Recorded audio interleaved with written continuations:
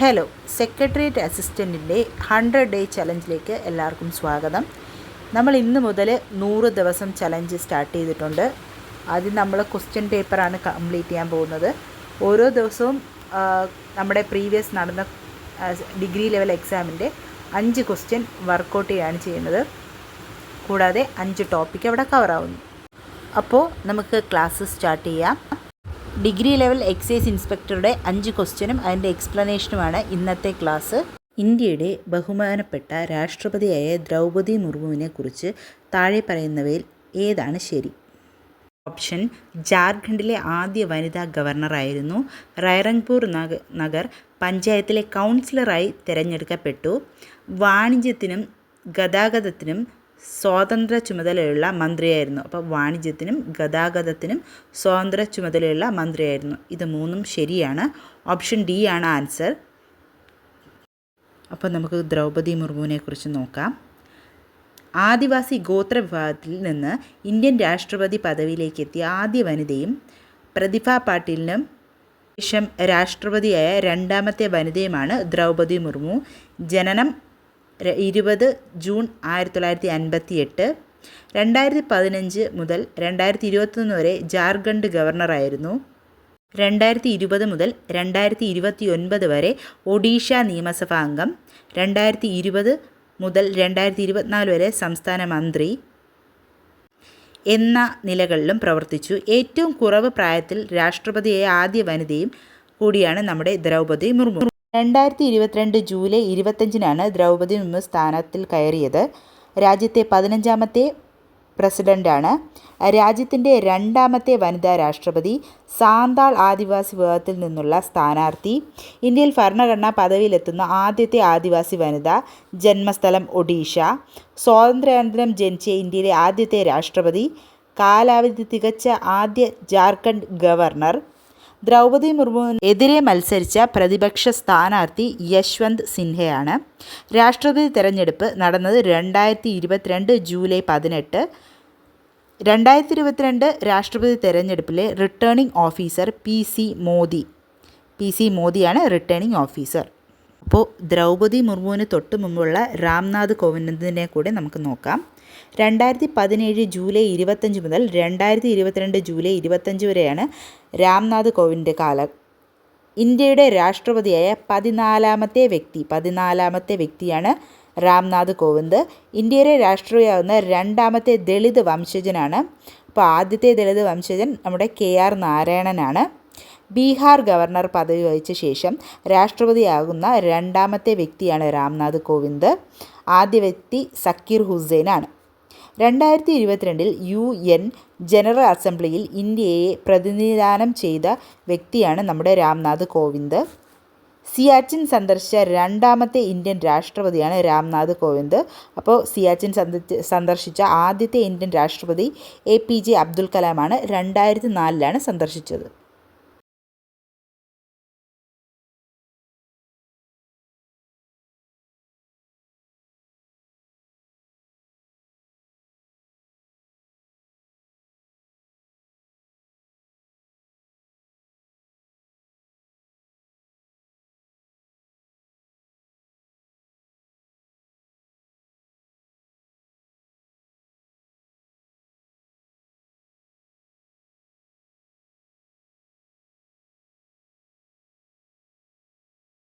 Question: മലബാറിലെ quit India സമരവുമായി ബന്ധപ്പെട്ട് കീഴരിയൂർ ബോംബ് കേസിൻ്റെ പ്രധാന നേതാവ്. Answer: KB മേനോനാണ്. ക്വിറ്റ് ഇന്ത്യ സമരം 1942. 1942 മെയ് മാസത്തിൽ ബ്രിട്ടീഷുകാർ ഇന്ത്യ വിടാൻ തയ്യാറെടുത്തെങ്കിലും നിയമലംഘന സമരം പുനരാരംഭിക്കണമെന്ന് ഗാന്ധിജി മുന്നറിയിപ്പ് നൽകി. ക്വിറ്റ് ഇന്ത്യ പ്രമേയം പാസ്സാക്കാൻ കാരണം ക്രിപ്സ് മിഷൻ്റെ പരാജയം. ക്വിറ്റ് ഇന്ത്യ പ്രക്ഷോഭം ആരംഭിച്ച വർഷം 1942. ക്വിറ്റ് ഇന്ത്യ സമരത്തെ വൈസ്രോയി ലിൻലിത്ഗോ. ബോംബെയിൽ ചേർന്ന INCയുടെ സ്പെഷ്യൽ സമ്മേളനത്തിൽ ക്വിറ്റ് ഇന്ത്യ പ്രമേയം പാസ്സാക്കിയത് 1942 ഓഗസ്റ്റ് 8. ക്വിറ്റ് ഇന്ത്യ പ്രമേയം അവതരിപ്പിച്ചത് ജവഹർലാൽ നെഹ്റുവാണ്. ക്വിറ്റ് ഇന്ത്യ എന്ന വാക്ക് ആദ്യമായി ഉപയോഗിച്ച വ്യക്തിയാണ് യൂസഫ് മെഹർ അലി. ചരിത്ര പ്രസിദ്ധമായ ക്വിറ്റ് ഇന്ത്യ പ്രമേയത്തിലൂടെ ബ്രിട്ടീഷുകാർ ഇന്ത്യ വിട്ടു പോകണമെന്നും അധികാരം കൈമാറണമെന്നും കോൺഗ്രസ് ആവശ്യപ്പെട്ടു. ക്വിറ്റ് ഇന്ത്യ പ്രമേയം പാസാക്കപ്പെട്ട സ്ഥലം ബോംബെയിലെ ഗോവാലിയ ടാങ്ക് മൈതാനം. ഗോവാലിയ ടാങ്ക് മൈതാനം ഇപ്പോൾ അറിയപ്പെടുന്നത് ആഗസ്റ്റ് ക്രാന്തി മൈതാനം. ക്വിറ്റ് ഇന്ത്യ ദിനമായി ആചരിക്കുന്നത് ഓഗസ്റ്റ് 9. ഗാന്ധിജി തൻ്റെ ക്വിറ്റ് ഇന്ത്യ എന്ന ആശയം പ്രചരിപ്പിച്ച പത്രം ഹരിജനാണ്. ക്വിറ്റ് ഇന്ത്യ സമരവുമായി ബന്ധപ്പെട്ട് ഗാന്ധിജി അറസ്റ്റിലായ ദിവസം 1942 ഓഗസ്റ്റ് 9. ക്വിറ്റ് ഇന്ത്യ സമരത്തിന് നേതൃത്വം നൽകിയവർ അരുണ ആസിഫ് അലി, ജയപ്രകാശ് നാരായൺ, റാം മോഹൻ ലോഹ്യ. ക്വിറ്റ് ഇന്ത്യ സമര നായിക അരുണ ആസിഫ് അലി. ക്വിറ്റ് ഇന്ത്യ സമര നായകൻ ജയപ്രകാശ് നാരായൺ. ക്വിറ്റ് ഇന്ത്യ സമരം അനുയായികൾക്ക് ഗാന്ധിജി നൽകിയ മുദ്രാവാക്യം പ്രവർത്തിക്കുക അല്ലെങ്കിൽ മരിക്കുക. ക്വിറ്റ് ഇന്ത്യ സമരകാലത്ത് മുസ്ലിം ലീഗുകാർ ഉയർത്തിയ മുദ്രാവാക്യം വിഭജിക്കുക, പുറത്തു പോകുക. ക്വിറ്റ് ഇന്ത്യ പ്രക്ഷോഭത്തോടനുബന്ധിച്ച് കേരളത്തിൽ തകർക്കപ്പെട്ട സ്ഥാപനങ്ങൾ: Chemancheri railway station, Thalassery sub കോടതി, നടുവണ്ണൂർ രജിസ്റ്റർ ഓഫീസ്, ചേമ്പലയിലെ ഉപ്പ് ഡിപ്പോ. ക്വിറ്റ് ഇന്ത്യ സമരവുമായി ബന്ധപ്പെട്ട് മലബാറിൽ നടന്ന പ്രക്ഷോഭമാണ് കീഴരിയൂർ ബോംബ് കേസ്. സമരകാലത്ത് വധിക്കപ്പെട്ട സ്വാതന്ത്ര്യ സമര സേനാനിയായിരുന്ന വനിതയാണ് മാതംഗിനി ഹസ്ര. ക്വിറ്റ് ഇന്ത്യ സമരവുമായി ബന്ധപ്പെട്ട് ഗാന്ധിജിയെ തടവിലാക്കിയ പൂനെയിലെ കൊട്ടാരമാണ് ആഗാ ഖാൻ കൊട്ടാരം. ക്വിറ്റ് ഇന്ത്യ സമരത്തെ കോൺഗ്രസ് പ്രസിഡന്റ് മൗലാന അബ്ദുൽ കലാം ആസാദ്. ഇന്ത്യൻ സ്വാതന്ത്ര്യ സമര ചരിത്രത്തിലെ അവസാനത്തെ ബഹുജന മുന്നേറ്റമാണ് ക്വിറ്റ് ഇന്ത്യ പ്രക്ഷോഭം. 1857 വിപ്ലവം പോലെ ഏറ്റവും ഗുരുതരമായ ഒരു വിപ്ലവം എന്ന ക്വിറ്റ് ഇന്ത്യ പ്രക്ഷോഭത്തെ വിശേഷിപ്പിച്ച വൈസ്രോയി ലിൻലിത്ഗോ.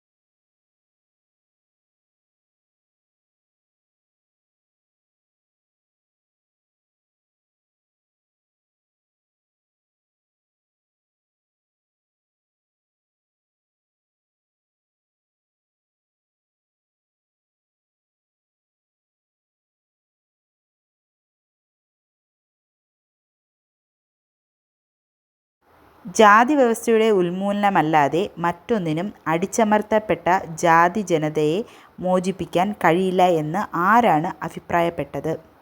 അംബേദ്കർ. നമുക്ക് അംബേദ്കറിനെ കുറിച്ച് നോക്കാം. അംബേദ്കർ ജനിച്ചത് 1891 ഏപ്രിൽ 14. ജന്മസ്ഥലം മോ, മധ്യപ്രദേശ്. മരണം 1956.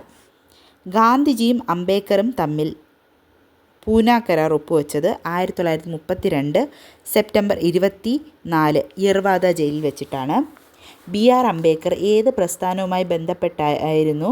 People education society.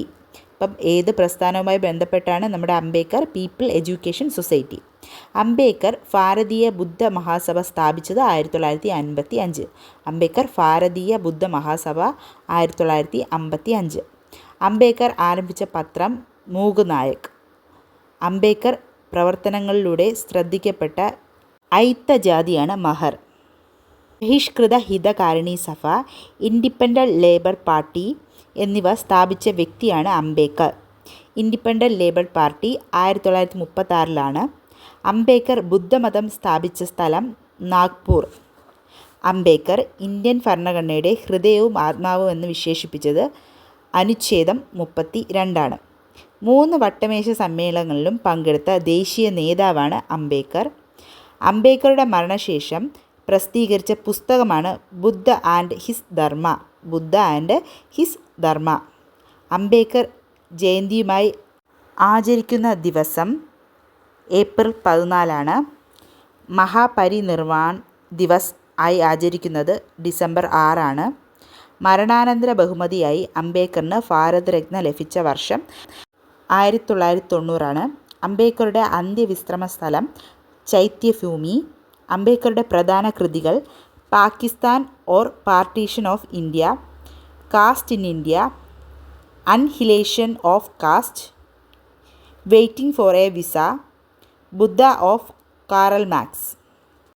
അംബേദ്കറെ ആദരിച്ച് നാണയം പുറത്തിറക്കിയ വർഷം 2015 ഡിസംബർ 6.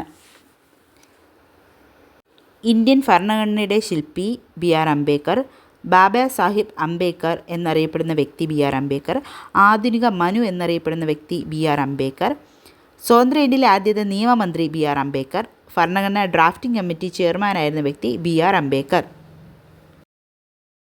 ജെയിംസ് രണ്ടാമൻ സ്ഥാനമൊഴിയുന്നതിനും അദ്ദേഹത്തിൻ്റെ മകൾ മേരി രണ്ടാമൻ്റെയും അവളുടെ ഭർത്താവ് വില്യം മൂന്നാമൻ്റെയും സ്ഥാനാരോഹണവും കലാശിച്ച ചരിത്ര സംഭവം ഏതാണ്?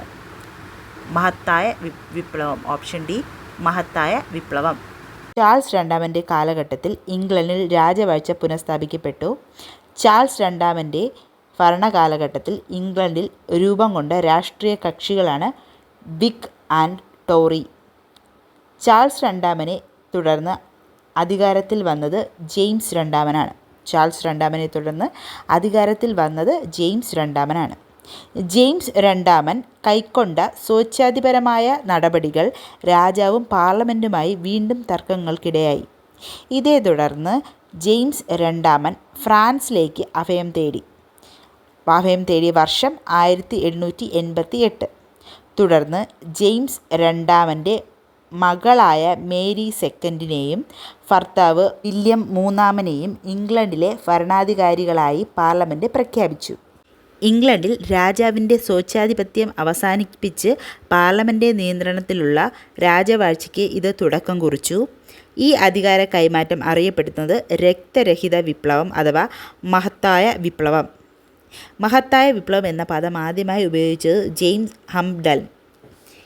ഇതോടെ ഇംഗ്ലണ്ടിൽ ഫ്യൂഡൽ വ്യവസ്ഥ ദുർബലമാവുകയും രാജാധികാരം പാർലമെൻറ്റിൻ്റെ നിയന്ത്രണങ്ങൾക്ക് വിധേയമാവുകയും ചെയ്തു.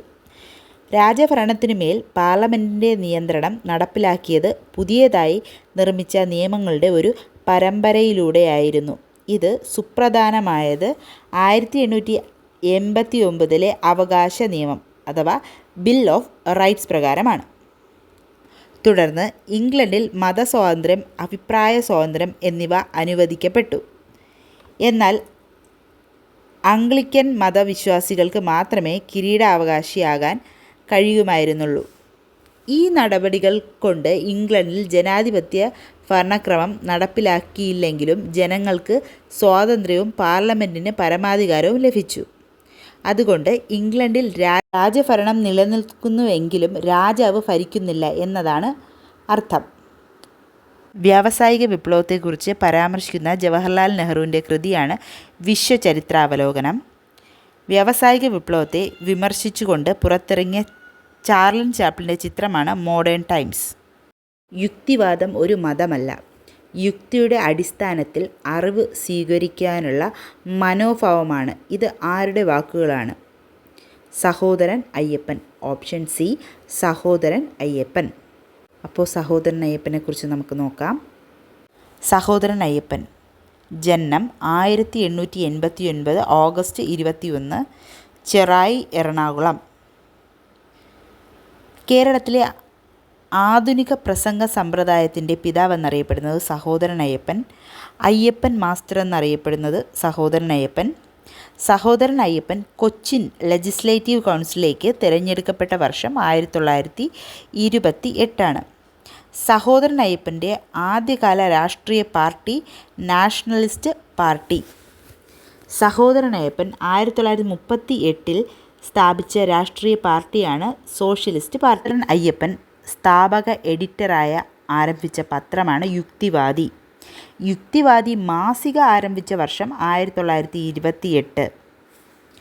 സഹോദരൻ അയ്യപ്പൻ സ്ഥാപിച്ച തൊഴിലാളി സംഘടന ആദി വൈപ്പിൻ തൊഴിലാളി സംഘടന. വിദ്യാപോഷിണി എന്ന സാംസ്കാരിക സംഘടനയ്ക്ക് രൂപം നൽകിയത് സഹോദരൻ അയ്യപ്പൻ. അനാഥ കുട്ടികളുടെ അഭയത്തിനായി സഹോദരൻ അയ്യപ്പൻ സ്ഥാപിച്ച മഠമാണ് ആനന്ദഭവൻ. SNDP യോഗം പ്രസിഡൻ്റായി സഹോദരൻ അയ്യപ്പൻ തിരഞ്ഞെടുക്കപ്പെട്ട വർഷം 1940. എറണാകുളത്തെ MG റോഡിൻ്റെ നിർമ്മാണത്തിന് പിന്നിൽ പ്രവർത്തിച്ച സാമൂഹ്യ പരിഷ്കർത്താവ് സഹോദരൻ അയ്യപ്പൻ. സഹോദരൻ അയ്യപ്പൻ റോഡ് സ്ഥിതി ചെയ്യുന്നത് വൈറ്റില. 1948 സഹോദരൻ അയ്യപ്പൻ തിരഞ്ഞെടുപ്പിൽ മത്സരിച്ച നിയോജക മണ്ഡലം പള്ളിപ്പുറം. ജാതി വേണ്ട, മതം വേണ്ട, ദൈവം വേണ്ട മനുഷ്യന് എന്ന സന്ദേശം നൽകിയത് സഹോദരൻ അയ്യപ്പൻ. ജാതിയെ വധിക്കുന്നു, ജാതിയെ സ്ഥാപിക്കുന്നു, ജാതിയിൽ നിന്നിടുന്നു, ജാതി താൻ ഹിന്ദുമതം എന്ന് പ്രസ്താവിച്ചത് സഹോദരൻ അയ്യപ്പൻ.